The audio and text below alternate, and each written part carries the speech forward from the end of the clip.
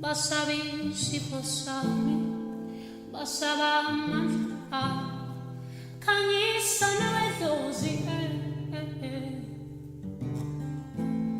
ishisile impepho khanyisila amakhandlela basabi sifosami basaba amandla khanyisa nawedlozi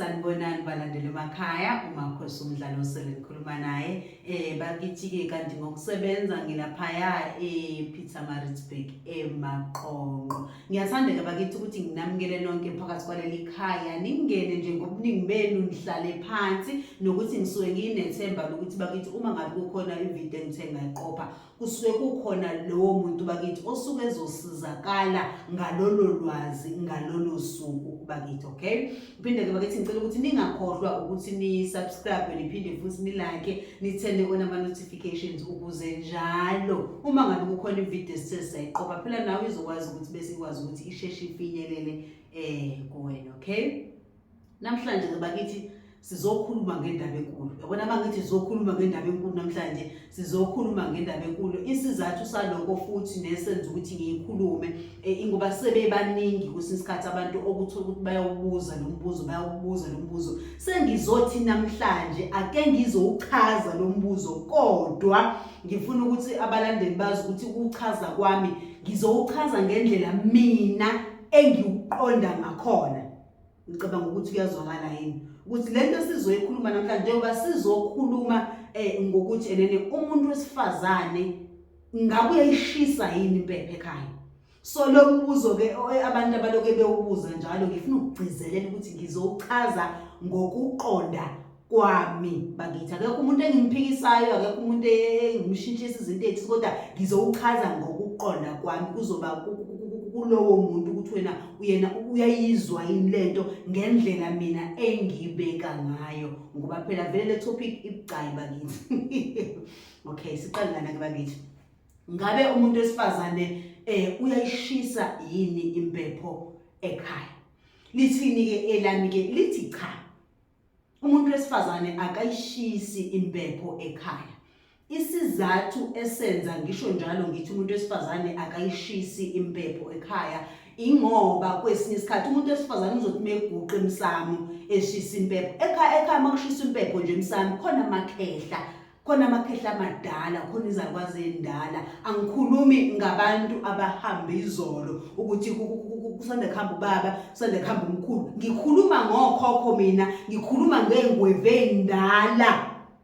Manje mengabe kushisa impepho ekhaya umemeza okusho ukuthi wena ngaleso sikhathi usukumemeza bona ngaleso sikhathi hlamba ke sithi wena ke umuntu wesifazane usemsamo ushisa impepho. Uma umemeza emsamo usukumemeza labo bantu ufuna wazi ukuthi umemeza ingweve endala, umemeza okhokho emuva ngokubambisana kwabo nangobudala babo. Manje-ke ukuthola ukuthi kwesinye isikhathi umuntu wesifazane uma ngabe eshisa impepho kunamakhehla vele okuthole ukuthi awazi ukujabulela ukumenyezwa umuntu wesifazane, okuthola ukuthi amanye amakhehla ayachiza ukuthi yindaba sizomenyezwa umuntu wesifazane ngesizathu sokuthi abantu abadala basuke bemazi umuntu okumele noma okuyena osokufunakala ukuthi abamemeze emsamo. Manje mase kuzoqhamuka mina ngomuntu wesifazane ngizoba memeze emsamo akubi kuhle lokho ngalibanga ngishulaka kwesinye isikhathi ekhaya. Uma ngabe mina ngomuntu wesifazane ngizoshisa impepho ngimemeza ingweve endala, ngimemeza amakhehla amadala asekhaya. Cabanga ukuthi kuyazwakala lokho. Esinye isizathu nanangokuthi umuntu wesilisa kuyaziwa umuntu wesilisa uyinhloko yekhaya. Nabantu abadala bayazi ukuthi la ekhaya kunenhloko yala ekhaya okuyiyona okufunakala amemeze emsamo, okuyiyona okufunakala abize amakhehla asekhaya. Angithi yabona manje akwazi ukuthi kwesinye isikhathi ngavele ngiqhamuke mina kukhona ngisho umuntu wekhona umuntu okufunakala awamemeza amakhehla lekhaya asondele kodwa bese kuqhamuka mina ngoba kwawona buzana kuqala ukuthi uphi usibani okufunakala kube wena ongabe uyasimemeza la ekhaya ngoba basuke bazi bona. Anduka ngisho abantu badala basuke bazi ukuthi ubani osuke kufanele abamemeze bese besondela bese bezolalela ukuthi ngabe sibizelwane kwenze njani kuziwe ngani namhlanje kuthina njengoba simenyezwe. Ngicabanga ukuthi iyazwakala lento mangabe ngizobeka ngaleyo ndlela. Okay, bese kodwa futhi ke kuzoba khona la okuthola ukuthi njenganathi thina abantu bakamoya ke sengingenela lapho ukuthi kuyenzeka ukuthi uthole ukuthi uyisangoma njenganathi umuntu wesifazane ngizabona unemoya uyayishisa ke phela lapho impepho kodwa impepho njenganomuntu osuku nabantu abakungenile nawo wakhe amakhehla akungenile ngesizathu noma ngenxa yobizo osuke uphiwe lona uphiwa amakhehla akini uphiwe izakwazi zakini lapho uyakwazi ukuthi uyishisa impepho uyishisele wena endaweni yakho yokukhuleka noma endaweni yokuthandaza noma esigodlweni sakho la wena osukulande khona wafaka khona abantu bakho laba bakamoya laba bobizo lwakho ilapho la ukwazi ukushisa khona impepho uthi ngiyakwazi ukushisa impepho esigodleni ngoba ngumuntu onobizo ke lapho kumuntu wesifazane ke uyakwazi ukuthi ayishise impepho ngaleso sikhathi. Cabanga ukuthi iyacaca ngaleso leyo nto kodwa la ngifuna ukuyicacisa khona ke futhi khona la osuke ukuthi esinsikhathi sibuyi ifuna ukuphambana khona ukuthi mina ngiyisangoma ekhaya akunginiki igunya lokuthi bese ngifuna ukushisa impepho emsamo omkhulu. Angithi sikhumbule ukuthi ekhaya khona umsamo omkhulu wabantu abadala olakuthethwa khona idlozi nami nginesigodlo sami eceleni kodwa akusho ukuthi ngoba naku idlozi la ngipha amandla okusho ukuthi senginamandla wokuthi mina ngihambe ngemsamo omkhulu ngiyomemezi amakhehla la ekhaya ngomemezi ingwevu zakhona ngoba naku mina ngiyisangoma noma ngoba naku mina umuntu onabantu abadala okusho ukuthi mina kufanele ngishisa impepho emsamo wala ekhaya. Cha akwazi la ekhaya kunomuntu abantu abadala bazi ukuthi kufunakala makayishisa impepho. Ngizoyenza example njenganami ngiyisangoma ngisebenza ngabantu ngiye lapha ngenza yonke into kodwa angiyishiseli impepho ekhaya. Angithi abantu kunomuntu okumele ngibe ngaphasi kwakhe yena amemeza ingwevu zasekhaya mangabe khonto engifuna ukuyenza emsamo azimemeze akhulume nabo abantu abadala ukuthi namhlanje kuzwe ngani nangusibani uzokwenza ukuthi lekhaya angikhulumela angicelele enze zonke izinto lapho la umuntu esifazane ukuthola ukuthi khona ke unayo usekhuluma khona emsamo ingalesikhathi yena lo ngaphambi kwami esekhuluma nabese batshela ukuthi ngicela ukumdedela naye azikhulumele azicelele kunini. Angithi yabona ilapho la ngisuke nami sengithola ithuba ukuthi mhlawumbe nami ngisondela khona ngaleso sikhathi emsamo ngoba yena eseqale wakhuluma nabo yonke into wayesengicelela kubona ukuthi cha nake ngicela ukumdedela ukuthi akwazi ukuthi akhulume nani bese nami ngiyakhuluma ke ngiyazicelela kodwa kunomuntu ongaphambi kwami wesilisa okuyena oshisa impepho ekhaya ekufuna ngibe ngaphansi kwakhe ukuthi ngiyisangoma anginalo igunya lokuthi manje ngithi sekufunakala kube yimina ozoba inhloko ekhaya kuyona yonke into ufunakala kube yimina ozoshisa impepho. Cha nami ngiyinhloko esigodlweni sami nami ngiyindlondle esigodlweni sami. Cabanga ukuthi yazwakala nginamandla esigodlweni sami ukuthi ngishisa impepho ngikhulume nabantu bamkhona kodwa hayi emsamo wasekhaya omkhulu.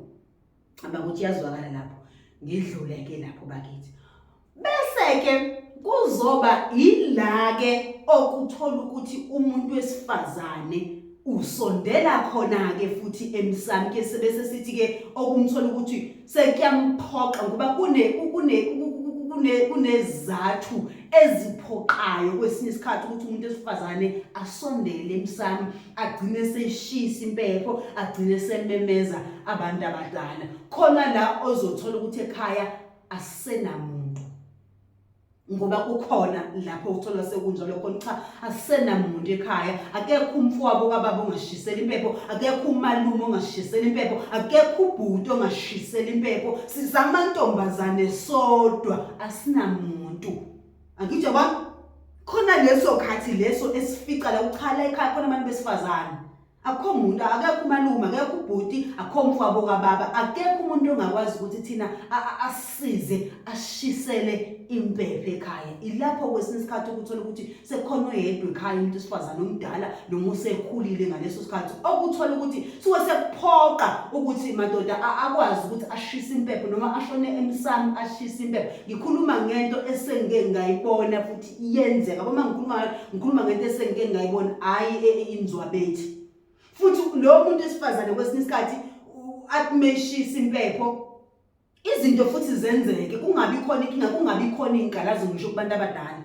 Isizathu esenza ukuthi kubantu abadala zingabi khona inkalazo newenza ukuthi amakhehla angaphakami ngolaka ekhaya, ingoba nawo asuke ebona ukuthi vele akusekho umuntu ozokwazi ukuthi ashise impepho ekhaya. Uyena umntwana lo oqhamukile ovele naye uzama uzokhuluma nathi, okumele vele naye awazama ukuthi asondele kuthina, ngoba akekho omunye umuntu osilisa ongakwazi ukusondela. Ngoba phela ekugcineni angeke size sifihle ukuthi abantu abadala nabo babona yonke into. So abakwazi ukuthi uma ngisondela emsamo kuphoqa nabo bebona ukuthi akekho umuntu ongakwazi ukusondela emsamo bese bephakama ngolaka ngoba vele usuke engekho. Yesona sizathu ke leso esinesikhathi engingasho ngithi esenza amakhehla ekhaya noma amakhehla kini noma ingwevu zakenze igcine uthola ukuthi azilwi, akuthi abona, uthola ukuthi lezi inkulumo lo muntu esifazana azobe ezilethile noma lezi icela azobe ezilethile kona, uthola kwesinye isikhathi seziphumelela ngoba vele akekho umuntu osuke ezokwazi ukushona emsamo. Asisena muntu, akekho umuntu ongakwazi ukukhuluma nabantu abadala. Kuyaphoqa ukuthi cha, nangu umuntu esifazane okhona lekhaya, nangu omdala, uyena ozokwazi ukuthi amemeze abantu abadala. Futhi kwenzeke izitolo ubone nje kwenzeka yonke into makuthiwa kukhanyiswa ibani, kubuye ngisho izimpendulo babonga abantu abadala, uzosibuya umuntu wesifazane emsamo. Angithi abona, kodwa usuke kunezinto esuke seziphoqa. Ngokwami futhi ngingasho ngithi umuntu wesifazane uthi meya emsamo uya ngoba engathi ungaya, angisho kanje ngithi engathi ungaya ngoba kunezimo eziphoqayo ngampela ukuthi ukwazi ukuthi ushisa impepho. Futhi lezi zima uma ngabe ziphoqa ngempela, izinto ziyaphumelela, izinto ziyenzeka. Uyabamemeza basondele, ukhuluma izinto ezithize, kwenzeka izinto, iqhubeke impilo ekhaya. Kusibanibani owaziwayo ukuthi uthinta impepho. Ngithi yabona ukuthi ke isikhathi esiningi ke mina ngeke ngithi engazi ukuthi umuntu ongathinta impepho uma ngabe kuphoqa ngempela ekhaya, ungawo umuntu vele othola ukuthi usemdala akasazenzi lezi zinto zabasha. Kube umuntu osemdala ongasazenzi izinto zabasha kangangokuba mesevele seziwaqala wayishisa impepho, vele amakhehla asekhaya sezoba ngesikhwele ngaye. Kangangokuba kuyenzeka lo muntu usuke vele sekumuntu ongeke esagana ngisho ukugana. Angithi yabona, ingakho ngithi engathi ngawo umuntu vele usuke somdala futhi ongabhekile umuntu wesilisa, ongabhekile ukuthi ngelinye ilanga ngaphuma ahambe ayogana, ngoba vele isikhathi esiningi lo muntu usuke engesizoba umuntu osengakwazi ukuthi aphume ekhaya ahambe ayogana, njengoba eseqalile vele suke seshisa impepho ekhaya. Angazi noma iyazwakalani, kodwa ngicabanga ukuthi umuntu obengilalele kahle uzoyizwa lento ngalendlela mina engibeke ngayo. Ngicabanga ukuthi izwakele kubantu abadala. Ngishilo ngathi umuntu wesifazane akayishisa impepho, ngazibala izathu, ngase ngibala isizathu esenza ukuthi kwesinye isikhathi uthola ukuthi useyishisa impepho, ngase ngibala futhi nezimo eziphoqayo. Cha, zikhona izimo eziphoqayo kwesinye isikhathi ezenza ukuthi umuntu wesifazane agcine seyishisa impepho, kodwa futhi athi noma eseyishisile bese izinto ziyenzeka, bese kuyaphumelela, bese futhi kuya phambili, ngoba nedlozi nalo suke vele libona ukuthi vele akekho omunye umuntu osuke ezokwazi ukuthi asondele kubona noma akwazi ukuthi akhulume nabo. Ngicabanga ukuthi izwakele bakithi. Ngizothanda ukuthi namhlanje ngeke ngime lapho ngingaze ngiyone lento. Ngicela ukuthi nje ngime lapho izophinda futhi ibonane ngokuzayo. Ngicela ke futhi ukuthi nawo amanye ama-video eningaphinde futhi nizame ukuthi niphinde niwabukele bakithi, izophinda ibonane ngokuzayo.